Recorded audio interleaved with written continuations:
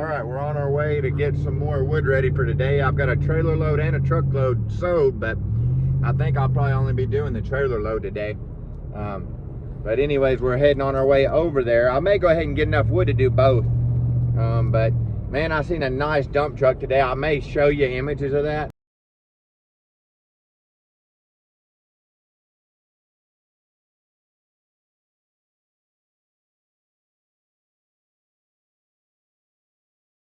And it's a nice one. They're wanting like 8,000 or a little more for it, but man, it's in good shape. I think it's like a 95 F350, I believe, and that would be handy. It's got a dump bed on it, so. But we're heading over right now anyways. That's kind of ideal what I'm looking for though. So I'll show you an image of it, just kind of show you what I've got in mind anyways. But we're heading over there now, and Lord willing, I got a new chain a little bit ago. Stopped at Little Acorns. He cut me a chain. They got good pricing on their chain. For a 32-inch Oregon chain there, it's like $32. So I think that's a pretty good price for a chain that long, you know. So anyways, it's an Oregon chain, which is what I use a lot of the times. And the Husqvarna chain seem to do good. Oh, they seem to do well, but the angle on the teeth on them is different for some reason. They sharpen them different or something. They got their angles different. And then, but anyways, I just like Oregon myself. So we're heading over here now, and I've got some axes with me. Just what is it? I named them Special Counsel. I got Special Counsel, a Buck and Billy Ray Special, and then I've got. Did we ever name that double bit yet? We still ain't even named that double bit. We need to name it. So, anyways, Leave a name down in the comments below. We're heading there now. The double bit that I got from Bradford Toner with raw axes, I've got that. And the reason I got them right now isn't to do a whole lot of splitting. It's just a quarter this stuff, you know, half it, make it easier to handle. If it's real tough wood that's hard to quarter and hard to half, then it's a lot easier to rip it with your chainsaw, you know. But otherwise, it's easier and less effort to me to just quarter them up with an axe.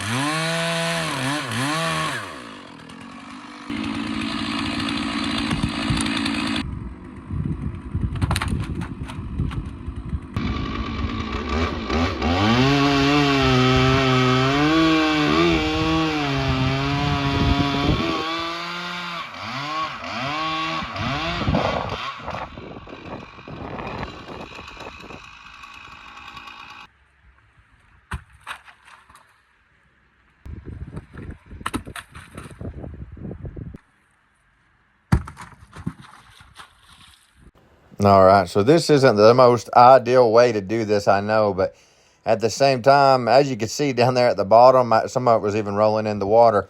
Now back there behind me, kind of where you can see that trailer behind me there, that's the edge I'd really like to roll it down on. And soon I should have it ready to do that because that's right down into gravel and an easier place to access with my truck and trailer. So later on in this, they offered again to load the trailer for me, and so that's what I got them to do. I had already loaded a lot of these rounds. These are very heavy and hard to move. And not only that, you just got to be really careful because a lot of this was covered with snow. So you can easily break your leg up there if you're not careful. And so I'm just trying to get as much of the oak as I can. There's lots of different mixed woods in here, and I was trying to focus on the red oak. It's really good wood, and it's been down for a long time. But it is very heavy stuff. Not the easiest to get to. This stuff cleared a lot of out up here on the top. But a lot of this is oak. That's what I'm aiming for, red oak. And just not the easiest to get down. This right here. This around here probably is 100 plus pounds. Maybe, I ain't real good at guessing weight, but that's 100 to 140 pounds, something like that. It's heavy. And then you're trying to jumble it through here. It's the way it's all kind of piled together, but it's real wet on the ground too, so I don't want to really get that stuff that's down low because it's real wet.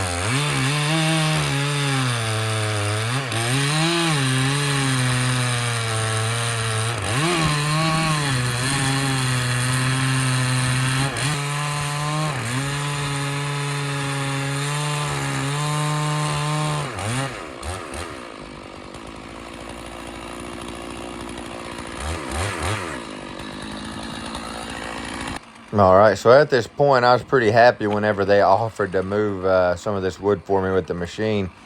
So they were able to pick up these bigger rounds here. I would guess these are 250, 300 pounds around that, I'm guessing. These are big rounds of red oak, and these aren't even the biggest ones I got. I got some that actually were quite a bit bigger than these.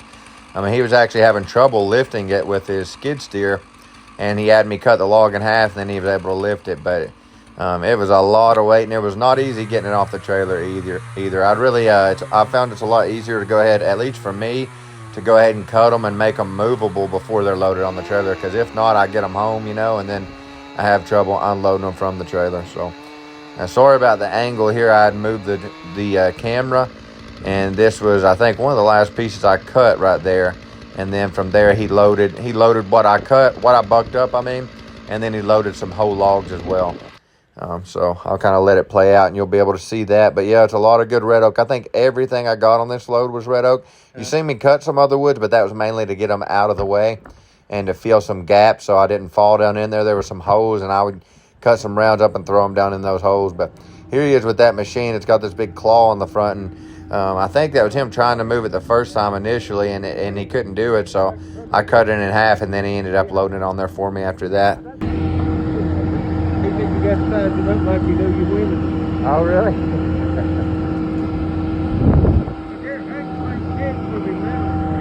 Yeah, I saw that. All right, we're on our way home with a load of wood, and it is a huge load of wood.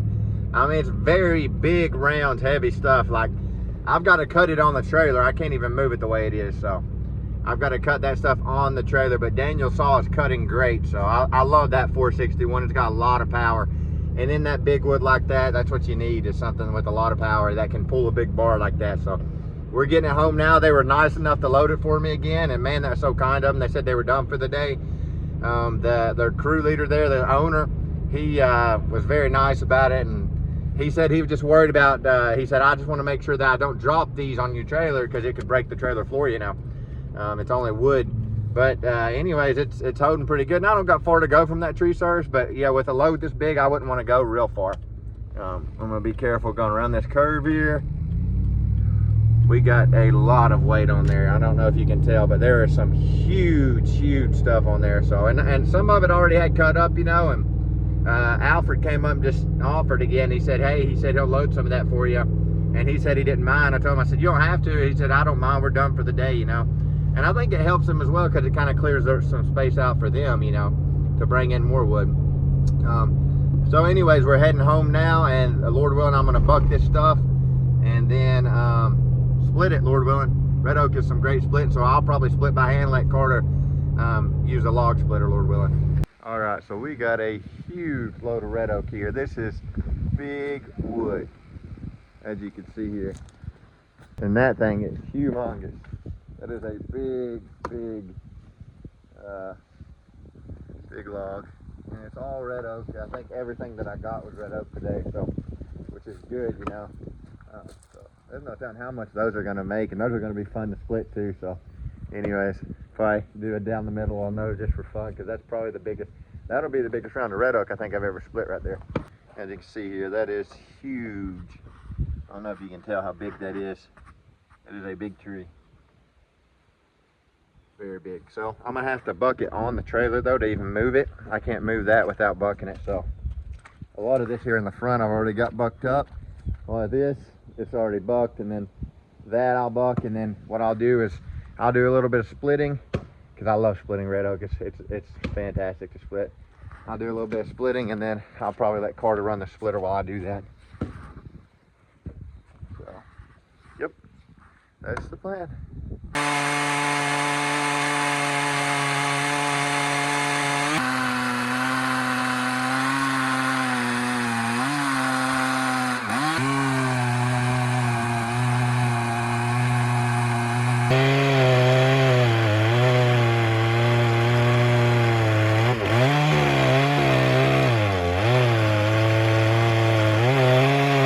All right, I'm kind of going to add audio in for the rest of the video. There's not a whole lot left, but this is just a little bit of a live clip. I've kind of been doing those quite a bit. They're just a lot easier to record footage, you know, when you're busy and you just want to get some recording done and not have to edit or anything like that, and it instantly uploads. Well, it instantly begins to after the live is finished anyways. And so this is just me kind of using Sheriff Adler here to go through some of this red oak. It's very nice splitting, most of it. Some of this was a little knotted, but anyways, for the most part, it was great. Tomorrow morning, Lord willing, I've got some more red oak, and Carter will be doing that on a live. We've got a trailer load to do tomorrow. But we've got some pretty bad weather here lately in Kentucky, a lot of winter weather. We're supposed to have some winter storms and everything. Last night, it woke me up around 3 or 4 in the morning, the wind did. It was just very windy. Very strong winds, and from what I'm seeing, Wisconsin was getting hit pretty hard with some snow already, and I think some other places are as well. But it seems like this winter may end up being a bad one. I heard quite a few people saying that, you know, they thought it would. somehow. You know, I think they look at those farmers' almanacs or whatever, and it seems so far it's turning out to be, because we're supposed to be getting down in the teens as far as our temperatures go here soon. And it's been pretty cold lately, but I think we're supposed to get some snow and maybe even some ice, which is dangerous. I won't be getting out in that, you know, if it gets too icy. But anyways, I hope you're all doing well. Hope you're blessed. I'm very thankful for my life and for all of God's many blessings. And it's my desire to serve God and be a light to other people, and to try and help other people, you know, who are not, you know, serving the Lord, to become a light as well and serve the Lord and let their light so shine before men, as he said. So there's a lot going on in the world, you know. There always has been, and there always will be trouble, but there always has been, there always will be a help in that trouble as well. So I like to speak of that help, and, you know, sometimes that's not the easiest thing to hear or to stand on, even, because it can call us wrong, you know, it will. The spirit and the flesh contradict one another, and naturally what we want, you know, is fleshly things. We want things that the flesh and the spirit and the flesh contradict, so we want things that kind of contradict the spirit naturally. But once you become born again, once you get to that place where you're willing to give your heart to the Lord, and God is no respecter of persons, his ways for whosoever will. But once you do that, you know, if you do that, then you can walk in the Spirit, and the Bible says you shall not fulfill the lust of the flesh. So, but it is a continual thing. It takes something that is staying with God. You know, it's an enduring thing, and in praying and fasting. That's why the Bible warns us that we have an enemy who is walking about as a roaring lion, seeking whom he may devour, and that's exactly what Satan is doing. But the thing is, very encouraging scripture. There's many of them, but one of them that really sticks out to me is, greater is he that's in you than he that's in the world. When he said that, he was talking to Christians, because a Christian is somebody that has the Spirit of God inside, and if indeed you do, then greater is he that's in you than he that is in the world. And if you don't, then you can have. There is a way that seems right to men, but there is also a true way of God. You all be safe, and God bless. I've got what you need, but you keep on searching. I've done all the work, but you keep on working, running on empty. You can't find a remedy. Come to the well. Spend your whole life chasing what's missing, but that empty inside just ain't gonna listen. Nothing can satisfy. This world leaves you high and dry. Come to the well. All who thirst will thirst no more, and all who search will find what their souls long for. This world will try, but will never feel. Leave it all behind. Come to the well. So bring me your heart, no matter how broken. Just come as you are. When the last prayer is spoken, rest in my arms a while. You'll feel a change, my child. Come to the well. And all who thirst will thirst no more, and all who search will find what their souls long for. This world will try, but will never feel. Leave it all behind. Come to the well. So bring me your heart, no matter how broken. Just come as you are. When your last prayer is spoken, rest in my arms a while. You'll feel a change, my child.